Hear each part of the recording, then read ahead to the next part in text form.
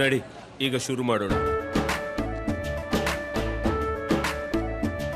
ಕೇಸರಿಯಿಂದ ಮನೋಲ್ಲಾಸ ಮನಸ್ಸು ಮತ್ತೇರಿ ಕುಣಿದಾಡಿದೆ ನೋಡು, ಮನಸ್ಸು ಮತ್ತೇರಿ ಕುಣಿದಾಡಿದೆ ನೋಡು.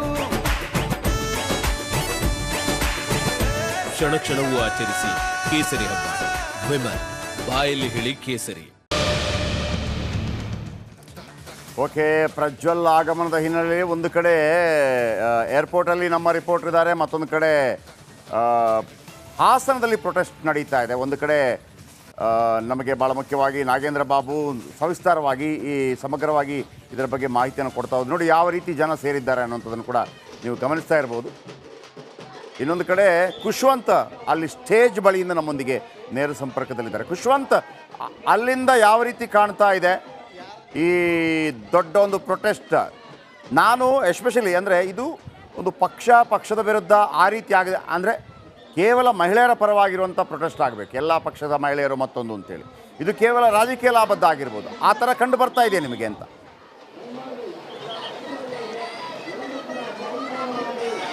JP ಸರ್, ಈಗಾಗಲೇ ಪ್ರಜ್ವಲ್ ರೇವಣ್ಣ ವಿರುದ್ಧ ಬೃಹತ್ ಪ್ರತಿಭಟನೆ ಈಗ ಹಾಸನದ ಮುಖ್ಯ ವೇದಿಕೆ ಏನಿತ್ತು ಆ ಸಮಾವೇಶ, ಪ್ರತಿಭಟನೆ ಸಮಾವೇಶ ಅಲ್ಲಿಗೆ ಬಂದಿದೆ. ಇದು ಯಾವುದೇ ಪಕ್ಷ ಅನ್ನೋಕ್ಕಿಂತ ಬಹುತೇಕ ಈಗ ಇಲ್ಲಿ ಪ್ರಸ್ತುತ ನೋಡೋದಾದರೆ ಎಲ್ಲ ಪ್ರಗತಿಪರ ಸಂಘಟನೆಗಳು ಮಹಿಳೆಯರ ಮೇಲೆ ಆದ ದೌರ್ಜನ್ಯ ಏನಿದೆ ಅದರ ವಿರುದ್ಧ ಪ್ರತಿಭಟನೆಗೆ ಬಂದಿರೋದು. ಸಾಕಷ್ಟು ಮೂಲೆಯಿಂದ ಪ್ರತಿಭಟನೆಗೆ ಬಂದಿದ್ದಾರೆ. ಇಡೀ ಸಮಾವೇಶಕ್ಕೆ ಸುಮಾರು 5,000ಕ್ಕೂ ಹೆಚ್ಚು ಚೇರ್ಗಳನ್ನು, ಆಸನಗಳನ್ನು ವ್ಯವಸ್ಥೆ ಮಾಡಿದರು. ಅದನ್ನು ನಾನು ತೋರಿಸ್ತಿದ್ದೇನೆ. ಎಲ್ಲದರೂ ಕೂಡ ರಾಜ್ಯದ ನಾನಾ ಭಾಗಗಳಿಂದ ಪ್ರತಿಭಟನೆಗೆ ಬಂದಿದ್ದಾರೆ. ಇವರ ಎಲ್ಲರ ಒಂದೇ ಮಾತು, ಏನು ಕಾನೂನಿನ ಪ್ರಕಾರ ಶಿಕ್ಷೆ ಆಗಬೇಕು. ಜೊತೆಗೆ ಈಗಾಗಲೇ ಪ್ರಜ್ವಲ್ ರೇವಣ್ಣ ಜನತಾ ನ್ಯಾಯಾಲಯ ಅಂತ ಇರುತ್ತೆ, ಜನರ ಮನಸ್ಸಿನಲ್ಲಿ ಒಂದು ನ್ಯಾಯ ಅಂತ ಇರುತ್ತೆ, ಆ ನ್ಯಾಯದ ಮುಂದೆ ಅವರು ಸೋತಿದ್ದಾರೆ ಅನ್ನುವಂಥದ್ದು ಸ್ಪಷ್ಟವಾಗಿ ಇದೆ ಅಂತ ಹೇಳ್ಬೋದಾಗಿದೆ. ಸಾಕಷ್ಟು ಎಲ್ಲ ಕಡೆ ಎಲ್ಲ ಪ್ರಗತಿಪರ ಸಂಘಟನೆಯವರು ಕೂಡ 113ಕ್ಕೂ ಹೆಚ್ಚು ಸಂಘಟನೆಗಳು ಈ ಒಂದು ಪ್ರತಿಭಟನೆಯಲ್ಲಿ ಭಾಗಿಯಾಗಿರುವಂಥದ್ದು. ಮೂಲೆಯಿಂದ ಪ್ರತಿಭಟನೆಗೆ ಬಂದಿದ್ದಾರೆ. ನಾನು ಪ್ರತಿಭಟನೆಗೆ ಬಂದವರನ್ನು ಮಾತನಾಡಿಸಕ್ಕೂ ಕೂಡ ಪ್ರಯತ್ನ ಮಾಡ್ತೇನೆ. ಮೇಡಮ್, ಹೇಳಿ, ಈ ಪ್ರಕರಣದ ಬಗ್ಗೆ ನೀವು ಪ್ರತಿಭಟನೆಗೆ ಭಾಗಿಯಾಗಿದ್ದೀರಾ, ಏನು ಹೇಳ್ತೀರಾ ಇಡೀ ಒಂದು ಪ್ರಕರಣದ ಬಗ್ಗೆ, ಈ ಸಂಸದರ ಬಗ್ಗೆ? ಸರ್, ನಾವು ಹಾಸನ್ ಲೋಕಲಿಂದ ಭಾಗವಹಿಸ್ತಾ ಇದ್ದೀವಿ. ನಾವು ಕೂಡ 1.5 ತಿಂಗಳಿಂದನೂ ಕೂಡ ಈ ಪ್ರಕರಣದ ಬಗ್ಗೆ ನಾವು ಕೂಡ ತುಂಬಾ ಕೆಟ್ಟ ರೀತಿಯಲ್ಲಿ ಹಾಸನನ ಪ್ರಚಾರ ಮಾಡ್ತಾ ಇದ್ದಾರೆ. ಇವತ್ತು ಹಾಸನದ ಹೆಣ್ಮಕ್ಳನ್ನ ಗೌರವಿಸ್ತದಂಥ ಜನ ಇವತ್ತು ಹಾಸನದ ಹೆಣ್ಮಕ್ಳನ್ನ ಮದುವೆ ಆಗಕ್ಕೆ ಹಿಂದೆ ಮುಂದೆ ನೋಡ್ತಾ ಇದ್ದಾರೆ ಅಂತ ಪರಿಸ್ಥಿತಿ ಬಂದು ರಾಜಕಾರಣಿಗಳು ತಂದು. ಮಹಿಳೆಯಾಗಿ ಈ ಪ್ರಕರಣದಲ್ಲಿ ಆ ವ್ಯಕ್ತಿ ಬಗ್ಗೆ ಏನು ಹೇಳ್ತೀರಾ ನೀವು?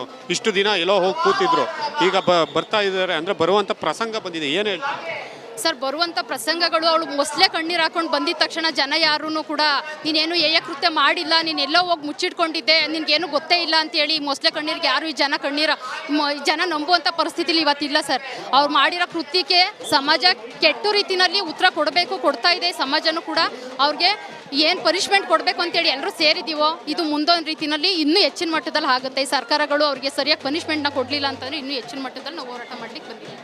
ಓಕೆ, ನೋಡ್ಬೋದು JP ಸರ್, ಈ ರೀತಿಯ ಒಂದು ಅಭಿಪ್ರಾಯಗಳು ವ್ಯಕ್ತ ಆಗ್ತಿದೆ. ಹಾಗೆ ನಾನು ಸ್ಟೇಜನ್ನು ಕೂಡ ತೋರಿಸ್ತೀನಿ. ಸ್ಟೇಜಿನ ಮೇಲೆ ಇರುವಂತಹ ಬರಹಗಳನ್ನು, ಮುಖ್ಯವಾಗಿ ಒಂದು ಬರಹಗಳನ್ನು ಗಮನಿಸಬೇಕು. ಮುಖ್ಯಮಂತ್ರಿಗಳೇ ಇನ್ನಾದರೂ ಹಾಸನಕ್ಕೆ ಬನ್ನಿ, ನೊಂದ ಸಹೋದರಿಗೆ ಸಾಂತ್ವನವನ್ನು ನೀಡಿ, ಸೂಕ್ಷ್ಮ ರಕ್ಷಣೆಯನ್ನು ನೀಡಿ. ಅಂದರೆ ಈ ಒಂದು ಪ್ರಕರಣ ಯಾವುದೇ ಸಾಮಾನ್ಯ ಪ್ರಕರಣದ ರೀತಿ ಇದನ್ನು ಟ್ರೀಟ್ ಮಾಡಬೇಡಿ. ಓರ್ವ ಸಂಸದ ಮತ್ತು ಹಲವಾರು ಮಹಿಳೆಯರು ನೊಂದಿದ್ದುವಂಥದ್ದು ಈ ಪ್ರಕರಣದಿಂದ. ಹೀಗಾಗಿ ಖುದ್ದು ಸರ್ಕಾರದ ಒಬ್ಬರು ಇಲ್ಲಿಗೆ ಬಂದು ಏನು ಘಟನೆ ನಡೆದಿರುವಂಥ ಜಿಲ್ಲೆ, ಅಲ್ಲಿ ಒಂದು ತಾರ್ಕಿಕ ಅಂತ್ಯವನ್ನು ಅಥವಾ ಸಾಂತ್ವನ ಹೇಳುವಂಥ, ನಿಮ್ಮ ಜೊತೆಗೆ ನಾವಿದ್ದೇವೆ ಅನ್ನುವಂಥ ಹೇಳುವಂಥ ಮಾತನ್ನು ಇಲ್ಲಿ ಜನಕ್ಕೆ ಮಾಡಬೇಕಾಗಿರುವಂಥದ್ದು ಅನ್ನೋದು ಕೂಡ ಆ ಒಂದು ಸ್ಟೇಜ್ ಮೇಲಿರುವ ಬರಹ ಮತ್ತು ಅದು ಜನರ ಮನಸ್ಸಲ್ಲಿ ಇರುವಂತಹ ಒಂದು ಏನು ಅಭಿಪ್ರಾಯ ಇದೆ ಅದು.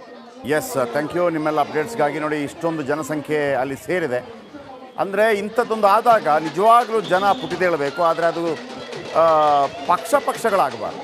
ಅಂದರೆ ಈ ಪಕ್ಷದ ವಿರುದ್ಧ ಅವರು ಅಂತಲ್ಲ, ಇಂಥದ್ದಾದಾಗ ಇಡೀ ರಾಜ್ಯ ಖಂಡಿಸಬೇಕು ಇದನ್ನು.